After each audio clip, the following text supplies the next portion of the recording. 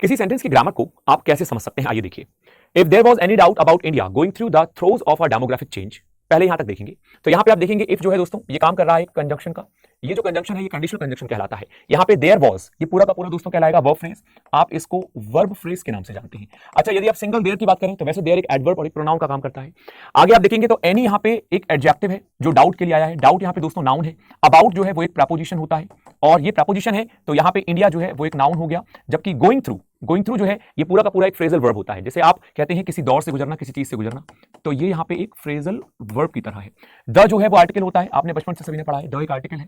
Throws जब article किसी के आगे लगा है तो वो नाउन होगा, तो थ्रोज एक नाउन है जिसका मतलब होता है पीड़ा, किसी प्रकार की वेदना।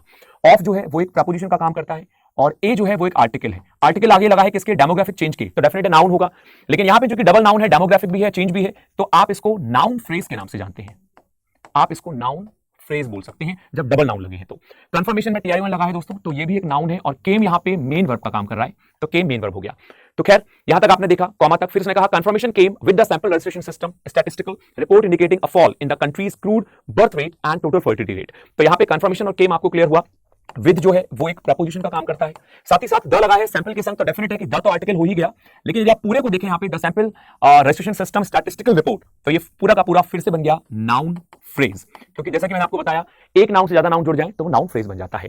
इंडिकेटिंग जो है वो यहाँ पे वर्ब का काम कर रहा है, लेकिन ये मेन वर्ब नहीं है, ये है दोस्तों पार्टिसिपल वाली वर्ब, क्योंकि ये एडजेक्टिव का काम कर रही है। किसके लिए, अ फॉल के लिए। और यहाँ पे आर्टिकल का काम कर रहा है, जबकि फॉल यहाँ पे नाउन है। इन यहाँ पे प्रपोजिशन है और इन किसके लिए आया है, द कंट्रीज के लिए। प्रपोजिशन जो है वो द कंट्रीज के लिए, तो द क्या है, द आर्टिकल है। लेकिन कंट्री के लिए आया है तो कंट्री यहाँ पे नाउन है। और कौन सा नाउन है, कंट्री में अपोस्ट्रोफी एस लगा है, तो ये नाउन है लेकिन पॉजेसिव केस वाला नाउन है। ये पॉजेसिव केस वाला नाउन क्यों है, क्योंकि अपोस्ट्रोफी एस पॉजेसिव केस में जाता है। क्रूड बर्थ रेट, यहाँ पे ये तीनों नाउन है, क्रूड, बर्थ और रेट, तो इसीलिए आप इसको बोलेंगे नाउन फ्रेज। ऐसे वर्ड में बहुत सारे स्टूडेंट्स कंफ्यूज होते हैं, नाउन फ्रेज कहलाता है।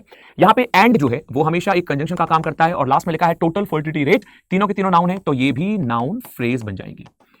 ये तो थी ग्रामर। आइए एक बार मीन देख लेते हैं। If there was any doubt, यदि कोई शंका थी किसके बारे में, अबाउट इंडिया गोइंग थ्रू, भारत जिस तरह से गुजर रहा था, द थ्रोज एक वेदना, एक पीड़ा से, काय की वेदना, किस चीज की पीड़ा, ऑफ अ डेमोग्राफिक चेंज, जिस तरह से जो डेमोग्राफिक है, जनता है, उसमें जो चेंजेस हो रहे थे, पॉपुलेशन में जिस तरह से चेंज हो रहे थे, उसकी जो पीड़ा थी, जिस तरह से भारत सह रहा था, उसको लेके क्या था, if there was a doubt, यदि कोई शंका थी, कंफर्मेशन केम, तब वो शंका जो है वो दूर हो गई, एक पुष्टि सामने आई। विद किसके संग आई, कौन लाया इस पुष्टि को, sample registration system statistical report, एक एसआरएस ने एक पुष्टि दी। कैसी पुष्टि दी, ये इंडिकेट करते हुए कि a fall in the countries crude birth rate and total fertility rate, कि भैया जो देश है उसकी क्रूड बर्थ रेट में और टोटल फर्टिलिटी रेट में एक गिरावट जो है वो दर्ज की गई है, इस बात की पुष्टि दी गई। मैं आशा करूंगा कि आपको ये ग्रामर और इसका मीनिंग जो है वो समझ में आया होगा। इनको बाकी बहुत अच्छे से समझने के लिए डेली जुड़िए मेरे संग एडिटोरियल में सुबह 7 बजे।